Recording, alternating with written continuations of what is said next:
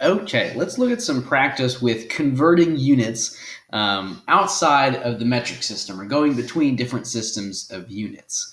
So we're going to start with this first example of converting 3.2 times 10 to the third ounces into grams. Now, the first thing that might kind of throw you off is the scientific notation here, which just makes the number look scarier than it actually is. Scientific notation is just a way of condensing a number's appearance when it is extremely large or extremely small, or at least large or small enough to make it inconvenient to write out with that many zeros or decimal places, things like that. So this 3.2 times 10 to the third is really just a way of saying that this is 3.2 times 10 times 10 times 10. It's multiplied by 10 3 times. Okay, so this 3 up here, this exponent, means how many times you're multiplying by 10. So it would be like 3.2 times 10 times 10 times 10. And you can plug it in your calculator like that. You could also probably plug in times 10 to the third power, and most calculators will work that out for you as just an actual number that's a lot easier to read. But some numbers will have scientific notation that goes so big or so small that your calculator won't take it out of scientific notation because it's too big or small to display on the screen. So if you on your page want to change this out of scientific notation, one way you can do this without having to multiply or divide that many times is just by moving the decimal place. Since your decimal place basically accounts for factors of 10, if we want to multiply by this 10 to the third, all that means is moving your decimal place 3 spots to the right. Okay, so 3.2 times 10 to the third ounces is the same as saying 3, 2, and then for every blank spot we throw in a 0, 0, 0. Your decimal point lands there. Ounces, OZ. Okay, it's the same number. It's just a different way of writing it. Okay, so don't let the scientific notation spook you out of doing the math. Okay, now we want to convert this into a different unit. We're going to convert it into grams. Okay, so in order to do that, we need to get rid of this ounces unit. We need to pick up the grams unit. So the way we're going to do that, the way I'm going to show it, is with a conversion factor. Now I just happen to have some conversion factors on the second page here, which basically just show how much of one thing equals how much of another equivalent unit, like grams and ounces. So like this right here says that 28.35 grams is the same as 1 ounce, or 1 ounce is the same as 28.35 grams. Okay, so I'm going to use that conversion factor to change my unit without cheating the math. Okay, now to get a new unit that I don't have before, we multiply by something with that unit. Okay, and if we are trying to get rid of a unit, we divide by something with that unit to cancel it out. Okay, so we're going to use that to change our units up here with a conversion factor that cancels out the old units and picks up the new units.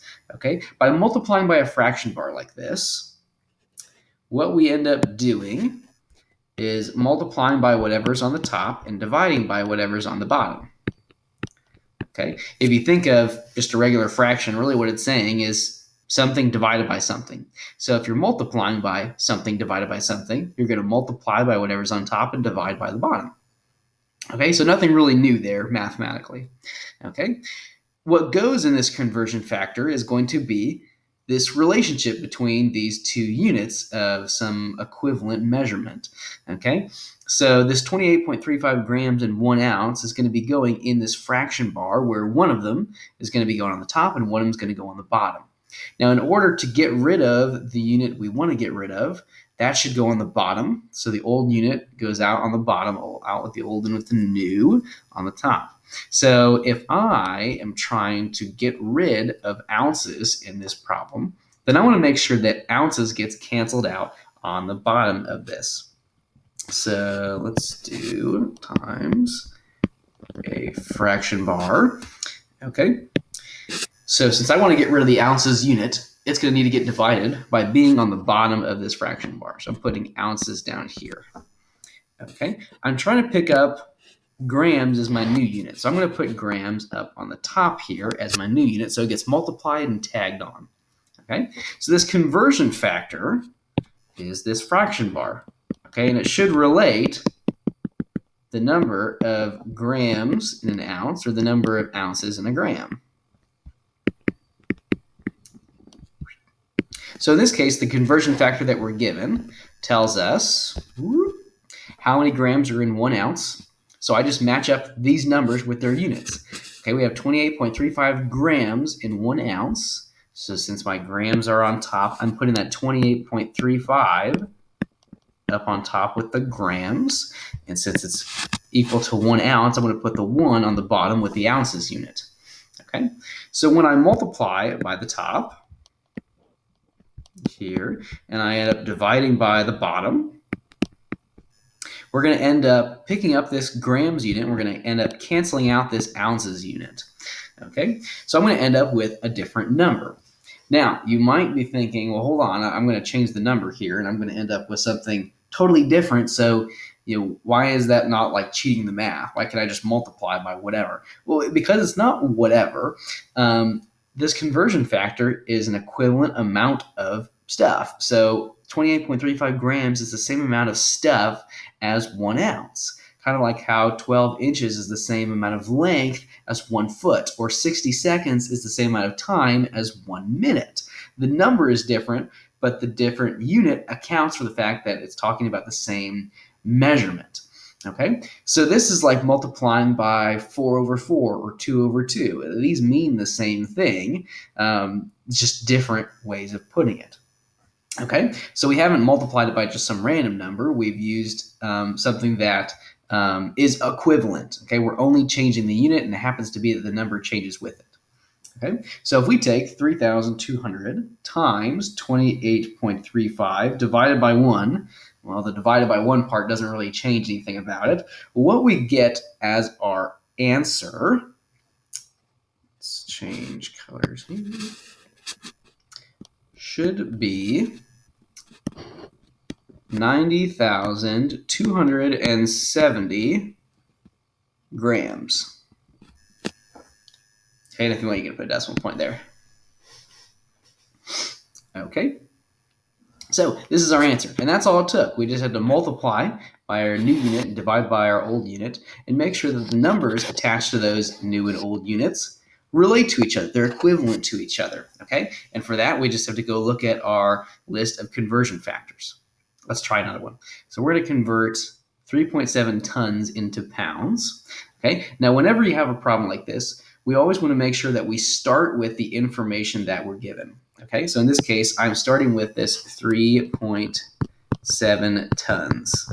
Okay, now that information is what I'm going to convert, which means it's not going to be part of the conversion factor. So something that I will see a lot of times is that people will go searching for numbers, but they'll end up multiplying by a fraction bar, and they end up with this 3.7 tons in the fraction bar on the top, or they put it down on the bottom, and that just messes a whole bunch of stuff up. So this is the number we want to convert, so it's got to go out on the front. 3.7 tons. And I see it show up on the bottom a lot. So I'm going to put that out front, multiply by its conversion factor, so I can change its units. Okay, if it's in the fraction bar itself, I can't change its units. I'm multiplying with some random thing.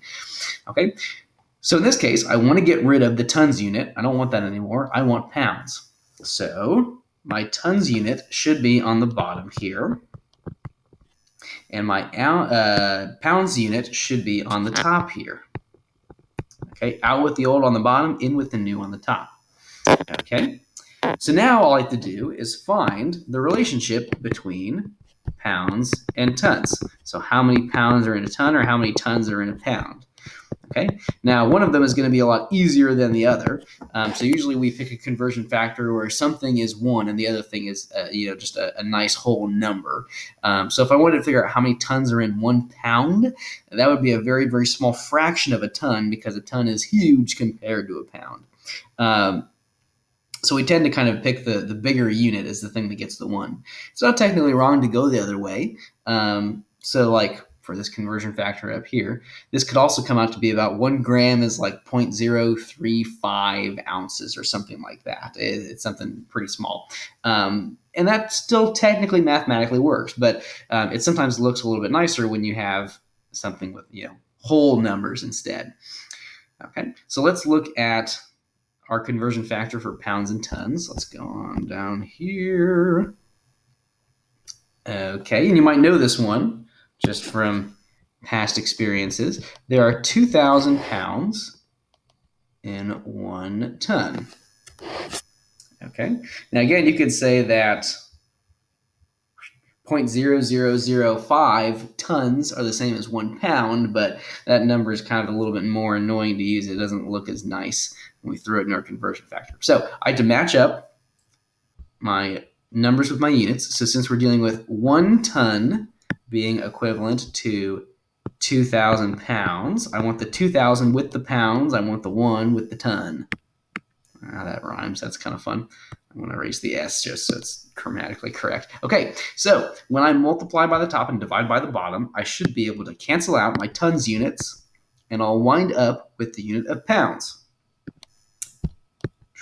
So if I take 3.7 times 2,000, I end up with 7,400. And now my unit is pounds instead of tons. Okay, and that's my answer. Okay, and that's all it takes to convert. Okay, you get rid of your old unit on the bottom and the new unit on the top. Okay, now let's look at an example that's a little bit tougher. Maybe something where one conversion factor is not going to cut it. So let's go down to a tougher one. Let's look at number, let's do number 5. Convert 5.00 times 10 to the second inches into meters. Okay, so first off, again, if you see scientific notation like this, don't let it throw you off. Okay, we can just change this into a regular looking number. So I'm going to move the decimal place as many spots as this exponent tells me to. If it's positive, that means I'm multiplying by 10, so I'm making the number bigger by that many times of tens. So I'm going to end up moving my decimal place 2 spots to the right. If this was a -2, I would move it 2 spots to the left. Okay, so I moved it 2 spots to the right, so my number is actually 500 inches.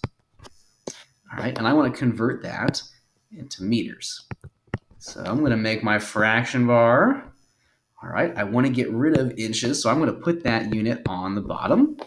And I'm trying to convert it into meters, so I'm going to put meters on the top. So I just need to go and find a conversion factor that relates inches to meters. So how many inches are in a meter, basically? So I'm going to scroll down here and I find my conversion factors. And let's see, I've got, 1 meter is 100 centimeters. 2.5 centimeters an inch. Well, there's nothing that takes me directly from inches to meters. So I'm going to have to kind of find a path to get there. Okay, so what can I convert inches into? So I can convert inches into feet, which could take me into yards and then miles, but then that doesn't really get me any closer to meters, so that's not going to work. Well, I could change inches into centimeters, and centimeters has the same base unit as meters. All I have to do is move the decimal place around. Or I could use this conversion factor here, which will get me the same result. Okay, so these are kind of the 2 things I'm looking for here for this set of conversions. Okay, so I'm not going to be able to do it in 1 step, but I should be able to get it done in 2 steps. Okay, so let's start not by taking inches directly to meters, but by taking inches to centimeters. So 1 inch is 2.54 centimeters. So let's scroll on up here. Okay, so I still want to get rid of inches by having that unit on the bottom, but I'm going to have centimeters on the top here. Okay, so that way, when I multiply by the top, divide by the bottom, I should be able to have my inches cancel out. I just have to make sure I have the right numbers in here. So my conversion factor told me that 1 inch is the same as 2.54 centimeters. Okay, so if I take 500 times 2.54 divided by 1, which that divided by 1 part doesn't change anything. That should get me my number of centimeters. Okay, so that equals 1,270 centimeters. Okay, now there's two ways we could go about this to get this to meters. The way that I like more, because it's a little bit easier, is that we can convert from centimeters to meters, or really any version of the meter to other versions of the meter, just by moving the decimal point around to change the prefix. So our decimal point right now is at the end of the number. If I go look at my handy dandy prefix chart, all these prefixes are off by factors of 10. So if I want to change from centimeters into regular meters with no prefix, I'm just moving 2 spots to the left. Okay, so I do the same thing with my decimal place by moving it 2 factors of 10 to the left, okay, to get to my regular base unit of meters without the prefix of centi. Okay, so if I move this, oh, that was weird. Let's try that again. If I move this decimal point 2 spots to the left, that should convert this to regular meters. So this is going to be 2.70 meters. Okay, now that's the same length as 1,270 centimeters. It's just a different way of writing it. Okay, just like it's the same length as 500 inches, just a different unit. Okay, now if you wanted, you could also do this with a conversion factor. And you wouldn't even have to stop in the middle to do this. You wouldn't have to stop and calculate 1,270 centimeters and then do a whole separate setup to convert it. The nice thing about conversion factors is we can link them together as many times as we want to get the unit that we're looking for. So I'm going to show an alternate way to do this problem to finish it out. So we're going to make a second fraction bar here, a second conversion factor, because centimeters isn't the final unit that we actually want. What we want is meters. So in my second fraction bar, now my centimeters unit is the old unit. It's the one I want to get rid of. It's the one I want to cancel. So it's going to be on the bottom of the next fraction bar. Okay, what's going to be on the top of the next fraction bar is that new unit that I want, which is going to be regular meters. Okay, so now this conversion factor is going to have the relationship between centimeters and meters. Okay, and you can find that by going down this way. Okay, a little bit farther. 1 meter is the same as 100 centimeters. So I'm going to put the 100 down with the centimeters, and that's equivalent to 1 meter.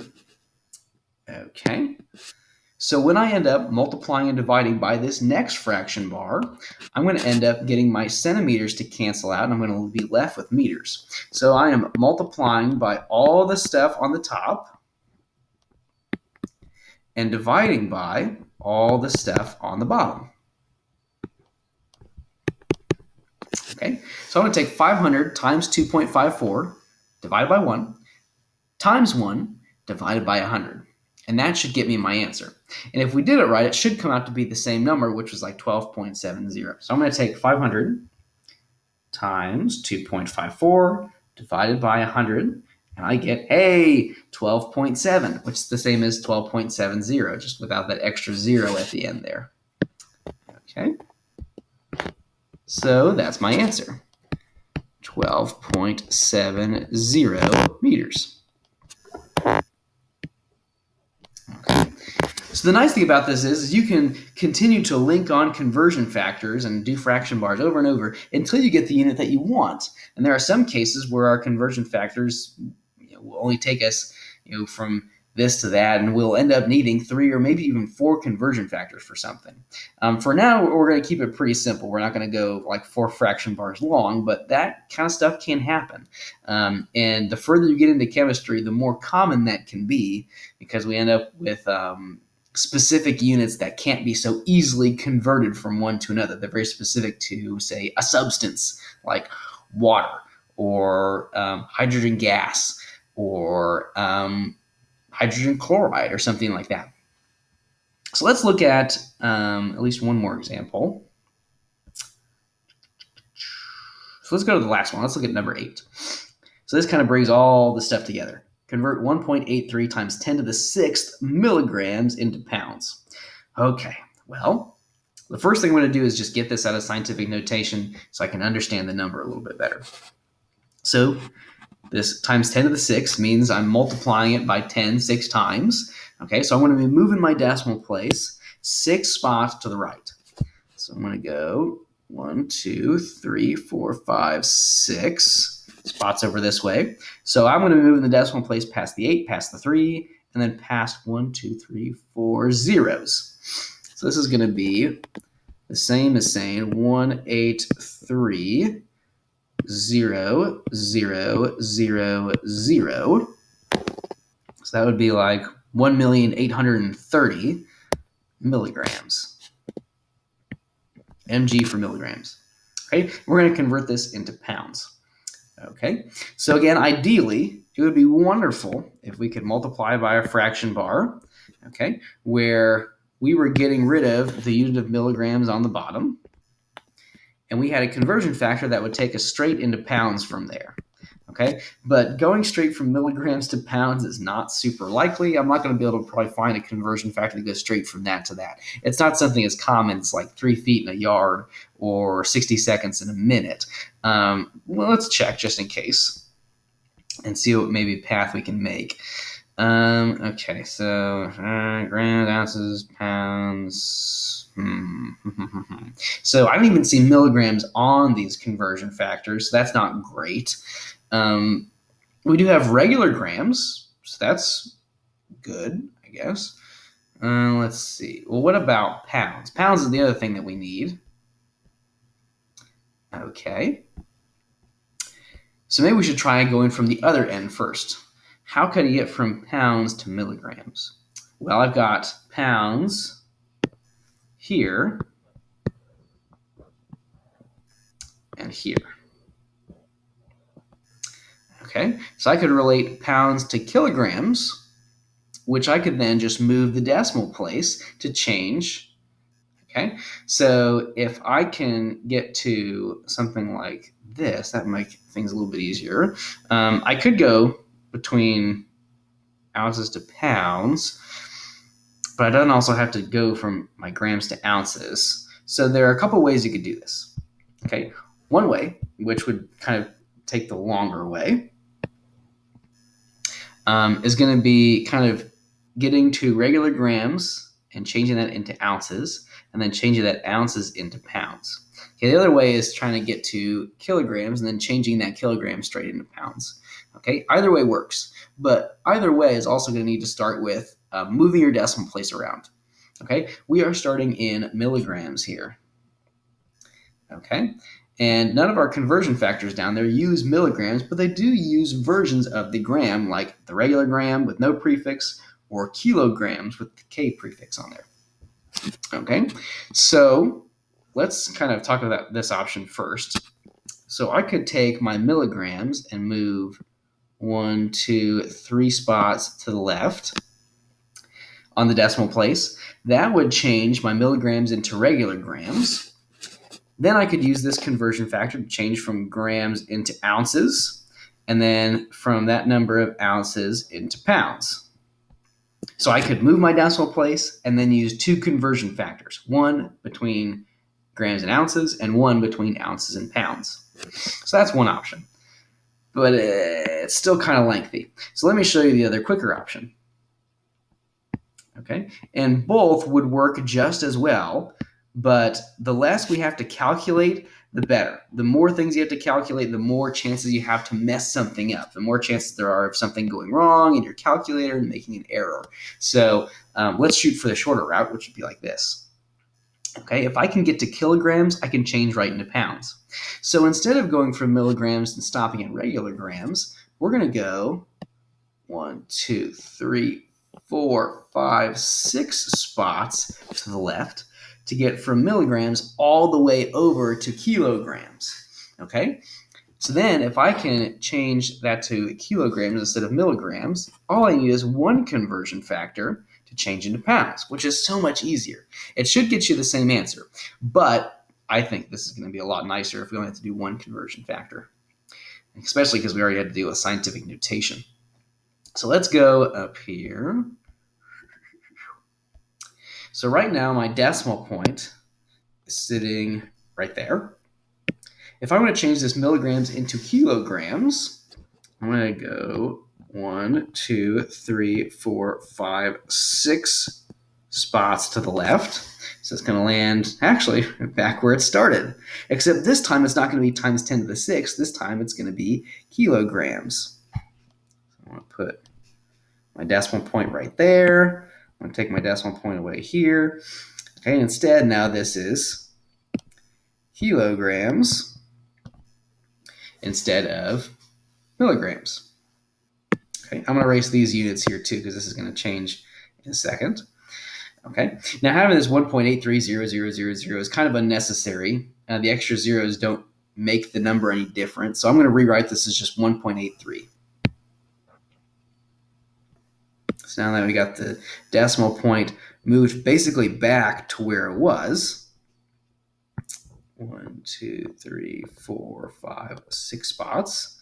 This is going to be 1.83 kilograms. Now, again, you could leave all those zeros and do 1.830000. It's just not going to change your math. It's just more things to type in your calculator, so I would avoid it if possible.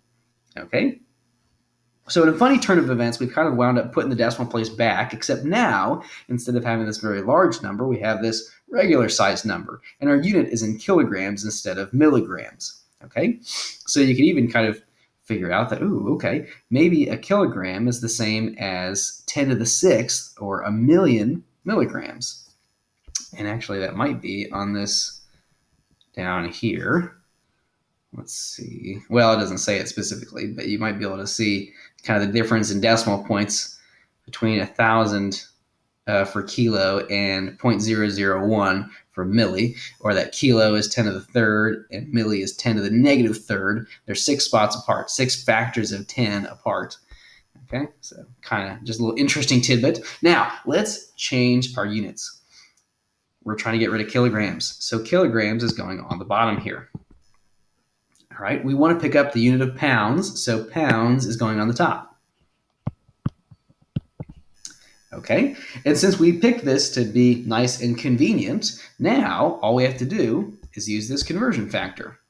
2.205 pounds is the same as 1 kilogram. So I just have to make sure I put those in the right spots. So 2.205 pounds is going on the top as our new unit. Our 1 kilogram is going on the bottom. So this is our conversion factor. Right there. Okay, and to convert our units, we're going to be multiplying by the top, dividing by the bottom.